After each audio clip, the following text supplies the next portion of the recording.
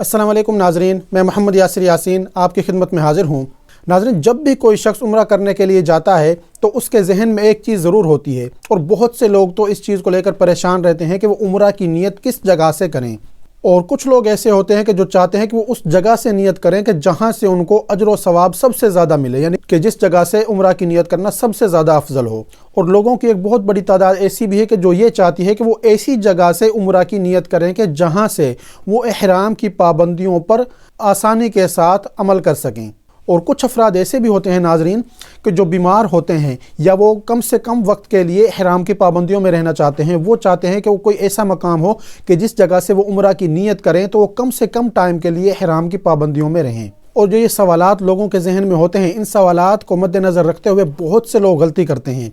और उन्हें पता नहीं होता है कि किस जगह से उम्रा की नियत करनी है। वो गलत जगह से उम्रा की नियत कर लेते हैं।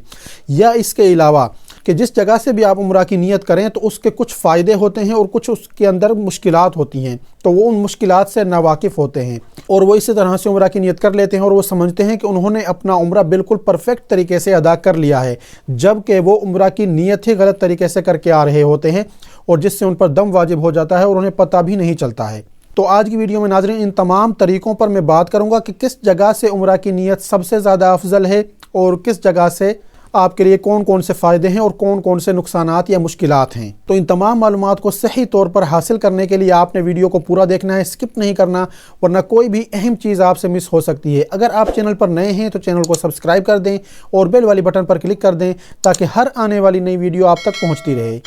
तो नाज़रीन, अब सबसे पहले मैं बात करूँगा कि सबसे अफजल तरीका कौन सा है कि किस जगह से आप उम्रा की नियत करें या हज की नियत करें। तो देखिए, जिस वक्त इंसान हालत इहराम में होता है तो अल्लाह रब्बुल इज़्ज़त के ज़्यादा करीब होता है और अल्लाह रब्बुल इज़्ज़त की कुर्बत भी ज़्यादा होती है। और जितनी देर कोई इंसान हालत इहराम में रहता है तो हालत इहराम में जिस वक्त इंसान हो, अल्लाह रब्बुल इज़्ज़त की रज़ा के लिए वो उन पाबंदियों पर अमल कर रहा होता है और ऐसी चीज़ें जो उसको पहले हलाल थी वो अब सिर्फ अल्लाह रब्बुल इज़्ज़त की रज़ा के लिए उन तमाम चीज़ों से कट ऑफ हो जाता है और अपने ऊपर उन चीज़ों को हराम कर लेता है। तो इस हालत में जब इंसान होता है तो उसे अजर व सवाब मिलना शुरू हो जाता है। तो सबसे अफजल जो मकाम है अजर व सवाब के लिहाज से वो ये है कि जो आपका स्टार्ट पॉइंट होगा, यानी कि आपका घर है, तो वहाँ से अगर आप उम्रे का इहराम बांधते हैं, उम्रे की नियत करते हैं, तलबिया पढ़ते हैं और फिर आप जाते हैं एयरपोर्ट, तो उसके बाद जद्दा, मक्का और फिर अपना उम्रा अदा करते हैं, तो ऐसा शख्स सबसे ज़्यादा हालत इहराम में रहता है। यानी कि जितना भी ज़्यादा से ज़्यादा वो रह सकता था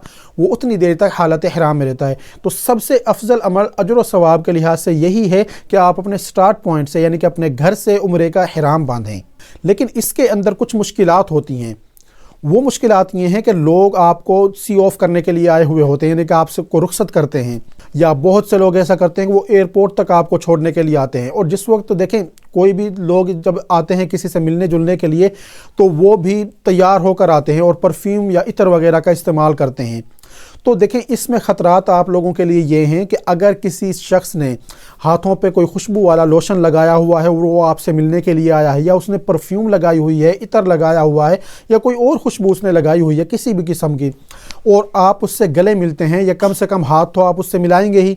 तो अगर उसके हाथों पे या कपड़ों में खुशबू लगी हुई है और आपने उस वक्त उम्रा की नियत की हुई है और वो खुशबू आपके बदन पर लगती है या आपके हाथों पर लगती है, तो उससे आप पर फिदिया वाजिब हो जाएगा। तो फिदिया की देखिए दो सूरतें हैं कि अगर खुशबू बहुत ज़्यादा हो लगेगी आपके हाथों पर या आपके इहराम पर या अक्सर हिस्से पे लग जाएगी तो फिर आप पर दम वाजिब हो जाएगा, और अगर बिल्कुल कोई मामूली मिकदार लगती है तो उससे फिर ये होगा कि आप पर सदका फ़ितर के बराबर सदका वाजिब हो जाएगा। तो ये इसके ख़तरात है। तो ये आप लोगों के लिए मुश्किलात और परेशानियां होंगी अगर आप घर से उम्रा की नियत करते हैं। तो इसलिए जो लोग भी उम्रा की नियत घर से करें वो पहले लोगों से मिल लें, फिर निकलते हुए उम्रा की नियत करें, लोगों से मिलने के बाद उम्रा की नियत करें, तलबिया पढ़ें और फिर अपने सफ़र पर रवाना हो जाएं। और फिर किसी भी ऐसे शख्स से जिसने कोई खुशबू किसी भी किस्म की इस्तेमाल की हुई हो, चाहे वो लोशन हो या इतर परफ्यूम वगैरह कोई भी चीज़ हो, तो फिर आपने उन चीज़ों से बचना है। और जो उम्रा की नियत का दूसरा दर्जा है कि लोग एयरपोर्ट पहुंचकर उम्रा की नियत करते हैं, यानी जिस वक्त उनको जहाज़ में बिठाने से पहले वेटिंग एरिया में बिठाया हुआ होता है तो वहाँ पर वो इहराम बांधते हैं, उम्रा की नियत करते हैं, तलबिया पढ़ते हैं। इसका फ़ायदा ये होता है कि लोगों से वो मेल मिलाप करके आए हुए होते हैं, तो जो बाहर उनको छोड़ने के लिए आते हैं उनके घर वाले या उनके दोस्त रिश्तेदार, تو ان سے سب سے وہ مل کر آئے ہوئے ہوتے ہیں، تو اس ٹائم پر اگر ان کو کوئی خوشبو وغیرہ لگی ہے تو اس کا اب کوئی مسئلہ نہیں، کیونکہ وہ حالت احرام میں پہلے انہوں نے لگائی ہے۔ کیونکہ آپ عمرہ کی نیت کرنے سے پہلے تو خوشبو لگا سکتے ہیں، وہ تو سنت بھی ہے کہ آپ بدن پر خوشبو لگائیں، لیکن نیت کرنے کے بعد نہیں لگا سکتے۔ تو اس کا فائدہ یہ ہے جب آپ لوگوں سے ملیں گے جلیں گے تو اس وقت پھر آپ کو خوشبو نہیں لگے گی۔ اور دیکھیں ناظرین، اس کے نقصانات اتنے زیادہ نہیں ہیں۔ اس کا ایک نقصان ہے، اور وہ بھی کبھی کبھی ہوتا ہے کہ جہاز آپ کا ڈیلے ہو جائے، پھر آپ کو وہاں پر کافی انتظار کرنا پڑتا ہے، یا جہاز میں کوئی فنی خرابی ہو جائے تو 3-4 گھنٹے بعض دفعہ انتظار کرنا پڑ سکتا ہے۔ تو اس سے پھر یہ ہے کہ احرام کی جو پابندیاں ہیں ان کا ڈیوریشن جو ہے وہ زیادہ ہو جائے گا، لیکن آپ کو اس کا اجر و ثواب بھی ملتا رہے گا۔ اور اسی کے اندر میں ایک اور چیز ایڈ کرتا ہوں کہ بہت سے لوگ احرام وغیرہ پہن کر جہاز میں بیٹھتے ہیں،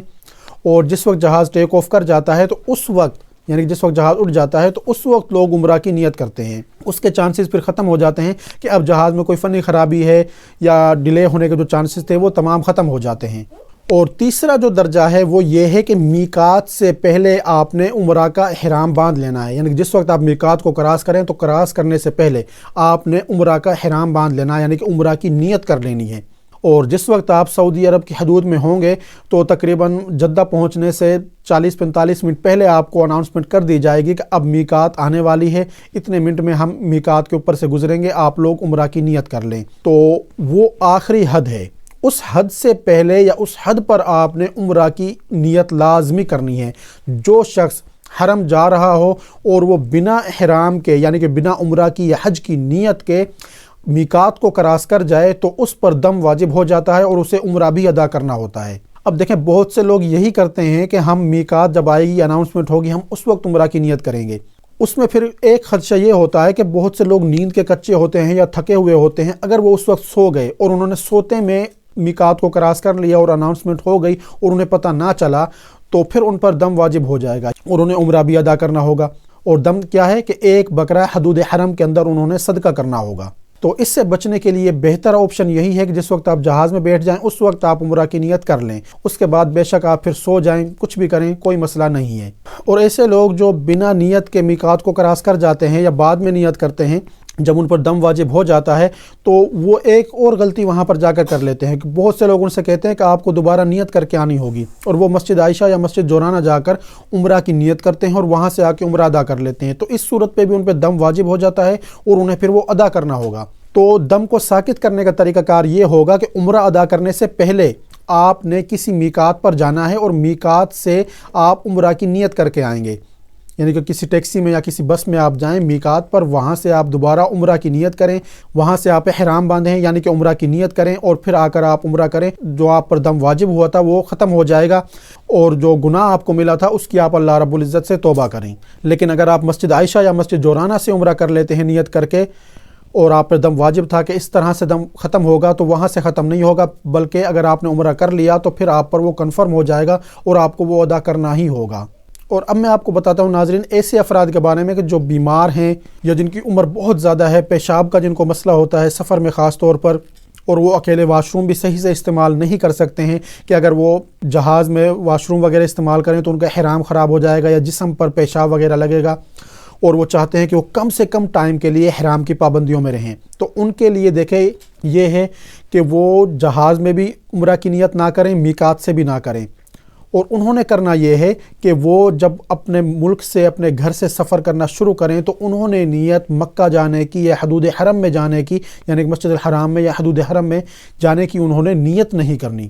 وہ نیت کریں گے کہ ہم جدہ جا رہے ہیں، جدہ جانے سے آگے کی انہوں نے نیت ہی نہیں کرنی، کیونکہ دم اس شخص پر واجب ہوتا ہے کہ جس کی نیت حدود حرم میں جانے کی ہو اور وہ میقات سے عمرہ کی نیت نہ کرے۔ تو ایسے افراد جو کم سے کم ٹائم کے لیے حرام کی پابندیوں میں رہنا چاہتے ہیں وہ عمرہ کی نیت بھی نہ کریں کہ ہم عمرہ کرنے کے لیے جا رہے ہیں، یعنی کہ انہوں نے حرام پہننا ہی نہیں ہے، عام سادہ کپڑوں کے اندر وہ جائیں۔ اگر خواتین ہیں تو ان کا تو دیکھیں وہی لباس ہی ان کا حرام کا لباس ہوتا ہے، تو انہوں نے بھی مکہ جانے کی نیت نہیں کرنی، نیت صرف یہ رکھنی ہے کہ ہم جدہ جا رہے ہیں، اور جس وقت وہ جدہ پہنچ جائیں اپنا سامان وغیرہ وہاں سے لے لیں کہ اب ٹائم نہیں ہے اور اب ہم نے بس میں بیٹھ کر مکے کی جانب جانا ہے، تو اس وقت وہ نیت کریں کہ اب ہم مکہ جا رہے ہیں، اور اس وقت پھر وہ وہاں سے عمرے کا احرام باندھ لیں۔ لیکن یہ یاد رکھیں کہ اس طرح سے نیت کرنا یہ سب سے کم درجہ ہے، تو اس سے ان کو فائدہ یہ ہوگا کہ ایسے افراد پھر دم سے بچ جائیں گے، یعنی کہ جو میقات انہوں نے کراس کی تھی بنا نیت کے، تو اس دم سے وہ بچ جائیں گے، کیونکہ ان کی نیت حرم جانے کی نہیں تھی بلکہ ان کی نیت جدہ جانے کی تھی۔ تو ناظرین، مجھے امید ہے کہ انشاءاللہ آپ کو یہ تمام معلومات سمجھ میں آ گئی ہوں گی اور آپ ان چیزوں پر عمل کر کے اپنے لیے بہتر طریقے سے فیصلہ کر سکتے ہیں کہ آپ نے کس درجہ کی عمرہ کی نیت کرنی ہے، یعنی کہ آپ اس چیز کا بہتر فیصلہ آپ کر سکتے ہیں اپنے لیے کہ آپ نے کس جگہ سے عمرہ کی نیت کرنی ہے۔ تو ناظرین، اگر آپ کو یہ ویڈیو پسند آئی ہے تو اسے اپنے دوسرے ساتھیوں کے ساتھ بھی لازمی شیئر کریں، یا آپ کے جو عزیز و اقارب عمرہ پر جانے والے ہیں ان تک اس ویڈیو کو پہنچائیں، تاکہ وہ بھی صحیح طور پر عمرہ کی نیت کر سکیں